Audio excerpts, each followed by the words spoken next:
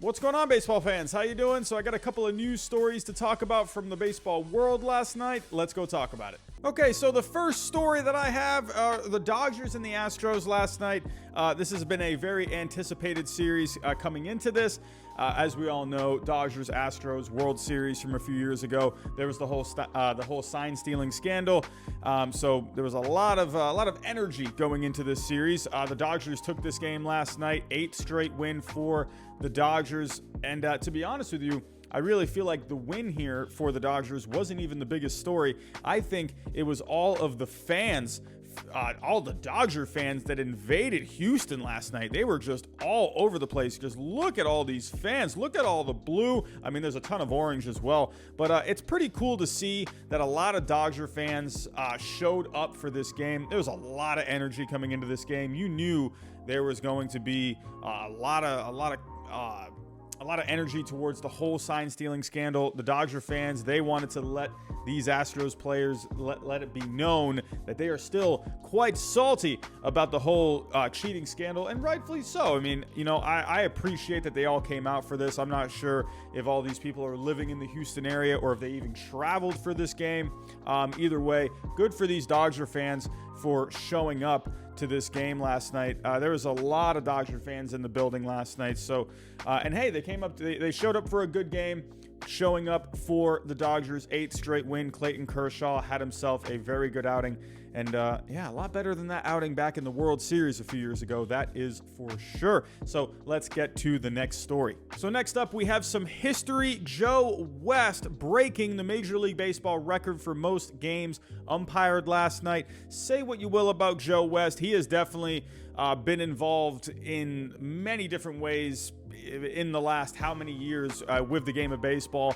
A lot of controversial calls, a lot of just moments with Joe West. Just to name a couple, the ones that I remember that come to mind really quick, you had the whole Mark Buehrle thing. After a couple of balks, he ejected Mark Buehrle out of the game. That was a very interesting moment. John Boy actually had a very good breakdown of that. If you go to his channel, you can go see that breakdown. I'll actually put the link in the description below. It's a great breakdown. There was another one where he had the stare down with Madison Bumgarner because Bumgarner felt like he was being a little tight with the strike zone, and they had just this awesome stare down.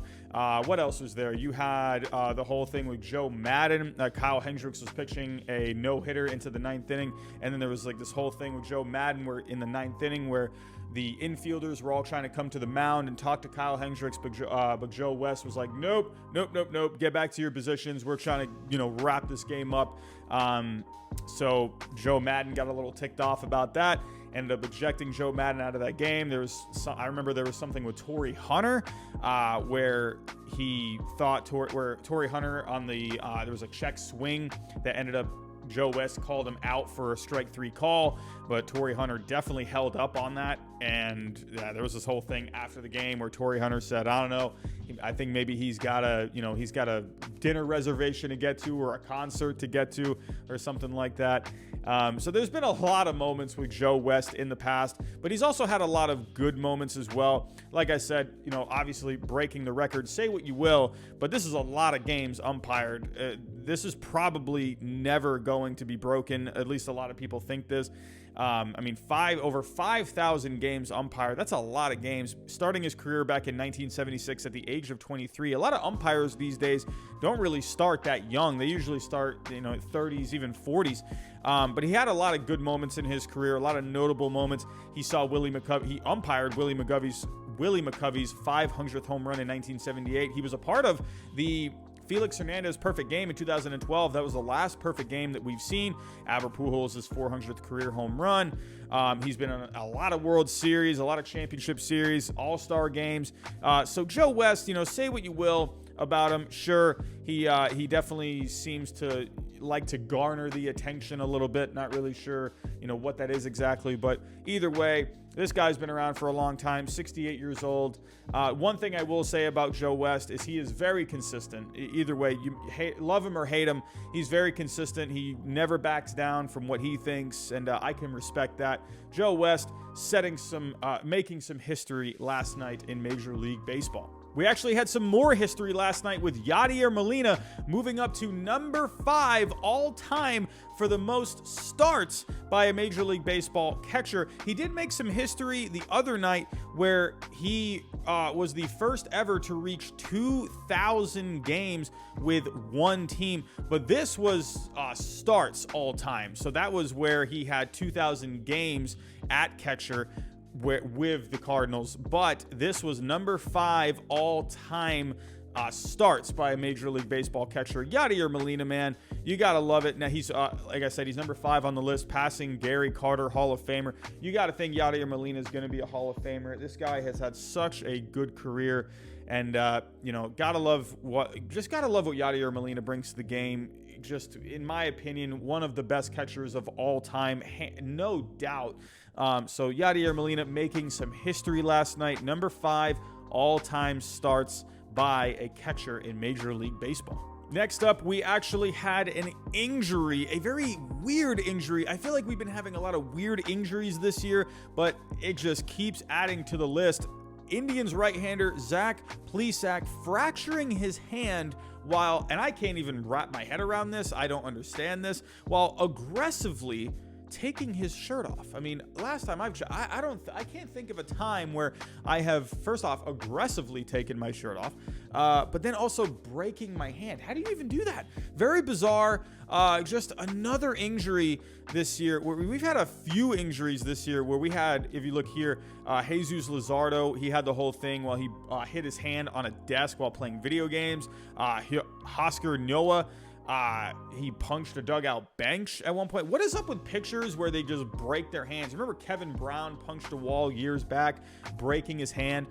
What is up with these guys? Joel Zamaya, having wrist problems or whatever it was while playing Guitar Hero. What is up with these pictures? Why can't they just, keep their hands and their arms just healthy? I don't understand this, but either way, no matter whatever it was, however this happened, this is a big blow for the Cleveland Indians. If you take a look right now, the Cleveland Indians are second in the AL Central. They're actually pretty surprising this year. I think a lot of people thought the Indians were going to take a step back this year, but right now they're 26-20. They're a game and a half back in the AL Central. If you take a look at the wild card, which I think is really interesting, look at that. Red Sox, Yankees atop the wild card standings. Could you imagine the Red Sox, Yankees in a wild card game? Ooh, that's drama at its finest. But anyway, as you can see here, Cleveland, they're a game back in the wild card standings. Cleveland is actually having a pretty decent year, but this is definitely going to be a blow for that rotation. Who knows how long this guy is going to be out?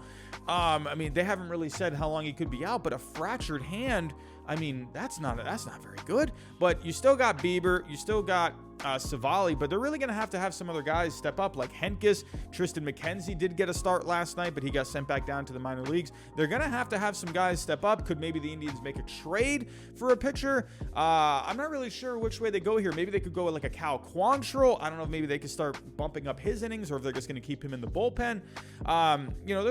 They're going to have someone step up here, because this is a big loss. Plesac this year, over 10 starts, really good numbers, 4.14 ERA, not a lot of strikeouts per 9, but getting the job done, not walking a lot of guys, 4.35 ERA. Either way, he was providing innings, he was providing just meaningful starts for this Indians team that's actually off to a pretty good start.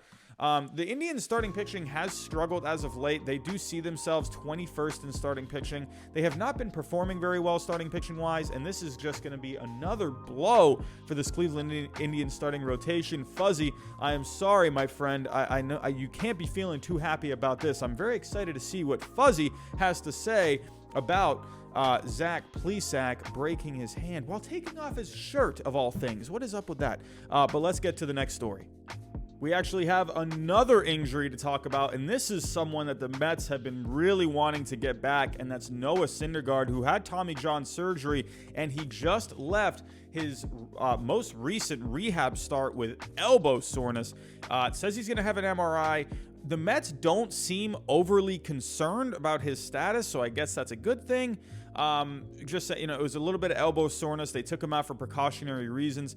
But, you know, that's never, in my opinion, never a good sign, especially when you're coming back from Tommy John surgery, having elbow soreness. I mean, we've had many guys before where they've had Tommy John surgery. They've ended up having to get another Tommy John surgery.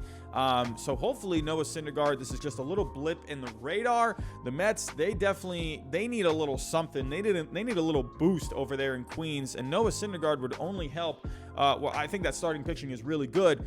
I think they really need help with that offense, but Noah Syndergaard, you know, coming back into that rotation is only going to help that team.